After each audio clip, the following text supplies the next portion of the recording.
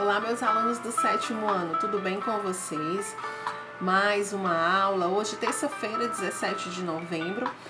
Nós encerramos semana passada a região Nordeste, né? E hoje a gente inicia com a região Sudeste no tema 7. Convidar vocês então a pegar o livro de vocês de Geografia, coloquem na página 184. Então vamos iniciar o nosso tema 7, que fala sobre a região Sudeste.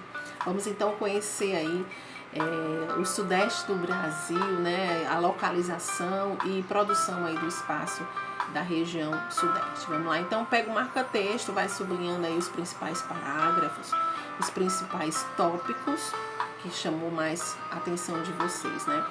E os principais objetivos, né, da região Sudeste que nos traz é localizar a região Sudeste, né, identificar a sua divisão política, compreender aí o processo histórico de ocupação dessa região que foi tão importante, né, para a história do Brasil, e analisar também aí as suas principais atividades econômicas, né, que foi o café e a mineração. Vamos lá então, página 184. Então vamos agora conhecer a região Sudeste, né? E finalmente chegou aí o momento, né, de estudarmos a região Sudeste, que é a quarta em nossa viagem aí pelas macro-regiões brasileiras. Então a região Sudeste, ela é composta aí de 4 estados, né? Super fácil de aprender: São Paulo, Rio de Janeiro, Espírito Santo e Minas Gerais, né? Seus limites são a região Nordeste, ao norte, né? Nós temos o estado da Bahia, a região Central-Oeste, a Oeste e Noroeste, nós temos aí os estados de Goiás e Mato Grosso, né, do Sul, e a região Sul, ao sul, Paraná, né, e temos também o Trópico de Capricórnio, que atravessa aí o sul do estado de São Paulo. A maior parte da região está localizada na zona tropical do planeta e é a mais populosa, a região mais populosa aí, e densamente povoada do Brasil, né? Nela vivem cerca de 85 milhões de pessoas, é muita gente. Vocês vão observar do lado aí no livro de vocês um mapa que tem essa disposição aí dos estados dessa região e suas respectivas capitais. Então vamos logo aprendendo aí sobre a região Sudeste, né? Então, falando sobre a ocupação, né, e povoamento, que a gente vai falar um pouquinho hoje sobre essa parte da história, né, da região Sudeste. Então, mais uma vez a gente precisa retomar os estudos sobre a formação do território brasileiro, né, que é um assunto aí abordado lá no tema 1, né, ao longo aí dos temas sobre as outras regiões, né? Todas são importantes, né? Então, vocês já viram aí que a produção do açúcar foi a principal atividade econômica do Brasil, né? No Brasil colonial no século XVI e no século XVII, quando começou a declinar. A partir de então, muitos comerciantes ali passaram, então, a priorizar ali outros lugares para a exploração econômica do território, né? Então surgiu assim o interesse da coroa portuguesa pela retirada do então ouro, né? O ouro da região, na região de Minas Gerais, a descoberta aí das minas que causou aí uma verdadeira corrida do ouro no século XVIII e atraiu milhares de pessoas à região, né? As regiões auríferas, como ficaram conhecidas, né? Diferentes grupos passaram a conviver nesses espaços da mineração, muitos grupos indígenas, nativos da região, os portugueses, os africanos, que estes trazidos, né, a força mesmo para a exploração aí do seu trabalho, né, como todo mundo já sabe, do seu trabalho como escravo, né? E aí falando um pouquinho sobre em razão aí dessas atividades, né? Em razão aí da atividade mineradora, o Sudeste ele tornou-se aí o mais importante centro econômico da colônia, né? O desenvolvimento fez surgir aí novos vilarejos, cidades, né? Muitos deles em Minas Gerais, onde hoje estão aí os municípios de Ouro Preto, Mariana, São João del Rei, Tiradentes, né? Destacam-se aí o desenvolvimento da Vila de São Vicente, no litoral paulista, né? Na cidade de São Paulo, no Planalto e de São Sebastião do Rio de Janeiro, atual Rio de Janeiro, onde se localiza aí o principal ponto de escoamento da produção agrícola, né, e aurífera da região da época. Paraty, cidade situada do atual estado do Rio de Janeiro, tinha aí um pequeno porto de escoamento e também começou a se destacar também. Então, a mineração ela propiciou o surgimento de atividades, né, agrícolas e também da criação de gado, né, em Minas e em seus arredores ali no interior de São Paulo, né, para abastecer ali de alimento nas áreas mineradoras, nas quais havia ali uma grande quantidade de trabalhadores, né, a maioria os africanos escravizados. Do sul do país, né, os tropeiros, essa palavra está em destaque no livro de vocês, pessoas que conduziam ali gado para abastecer a região das minas, também influenciaram essa organização espacial, né, que viria então a ser o atual sudeste brasileiro, né? E eles transportavam ali alimentos, principalmente carne seca, né?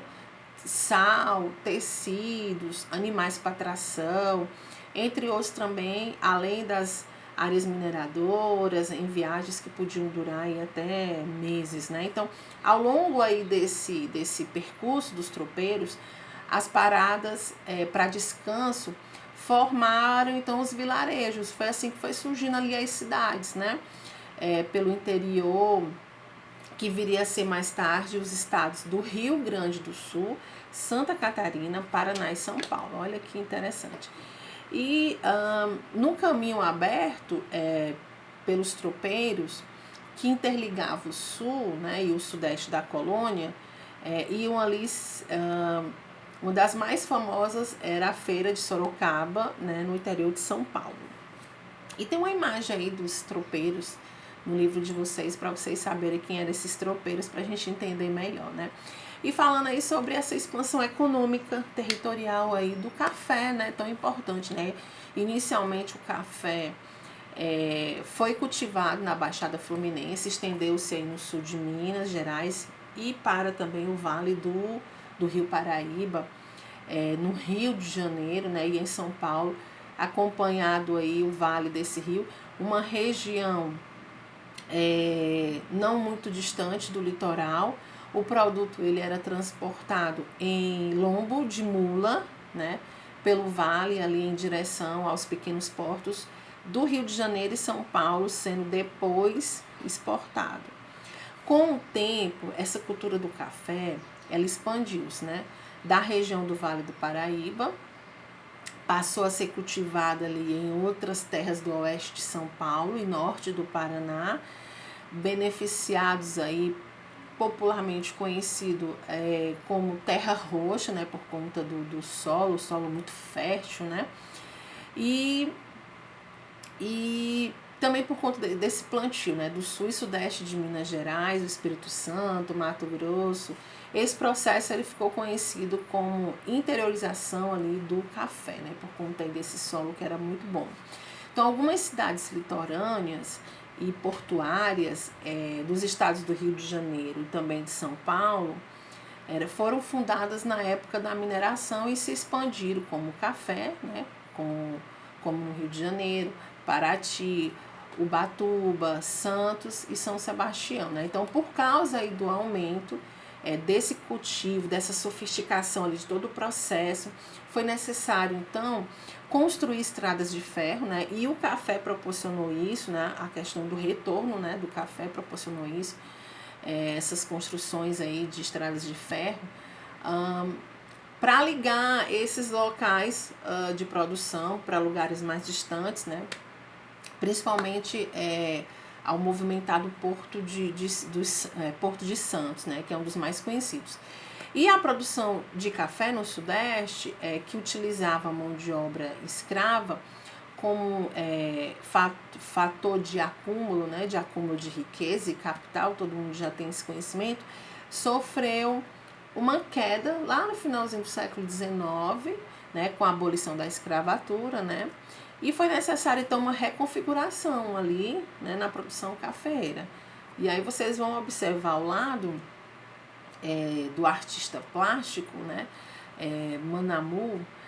Manabu, isso mesmo, Mabin, a representação de uma cena, né, do trabalho da cultura do café nesse período. E aí, a partir de então, é que começa a surgir, então, quando vem os imigrantes para cá, né, começa a vir pessoas de outros países para o Brasil para trabalhar nas lavouras de café. É importante que vocês leiam o diálogo, que ele está falando um pouquinho sobre a Lei Áurea de 1888, que aboliu a escravidão no Brasil, para vocês entenderem um pouco esse contexto. E falando aí um pouquinho do cenário do fim da escravidão, onde eu queria chegar. Então, assim, o cenário desse fim de escravidão, ela obrigou o quê? Os grandes fazendeiros, principalmente os paulistas, né, que eram os barões ali do café, a incentivar a vinda desses imigrantes, né, como a tia falou agora há pouco, europeus, para substituir quem? Para substituir a mão de obra escrava, né, no cultivo aí do grão. Então, isso nós vamos estudar, esses aspectos da imigração, a gente vai estudar lá mais adiante no capítulo 3, mas eu só queria me antecipar um pouquinho para vocês entenderem. Então, o dinheiro antes utilizado no comércio de escravos foi transferido para investimento nos portos, né, e também nas ferrovias, porque houve essa necessidade, né, de expandir. Então, as cidades, elas começaram a crescer, em especial São Paulo, com a construção aí de casários, casas sofisticadas, né, estabelecimento de bancos, o aumento do comércio, cujos donos eram os próprios barões do café, claro, né. E no início aí do século XX, a cidade de São Paulo, ela passou a ser o centro econômico aqui do nosso Brasil, né? Ficou sendo ali o centro mesmo econômico. E foi nesse período que começaram a construir aqueles casarão lá no início do século XX, né? E, inclusive aí no livro de vocês tem uma imagem bacana de um casarão que ainda está lá na cidade de São Paulo ainda, que é preservado, né? Bem, meus alunos, estamos então chegando hoje ao finalzinho da nossa aula de Geografia. Nosso próximo encontro é amanhã, né, na aula de História, não percam, tá? Lembrando, toda e qualquer dúvida sobre a atividade de hoje, a tia tá aqui online com vocês, tá? Das 3 até as 17 horas. Não fica com dúvida, não. Manda lá a pergunta, manda a atividade que a tia faz a correção e dá o feedback para vocês, tá bom? Até amanhã, se Deus quiser. Beijo. Boa aula para vocês. Tchau.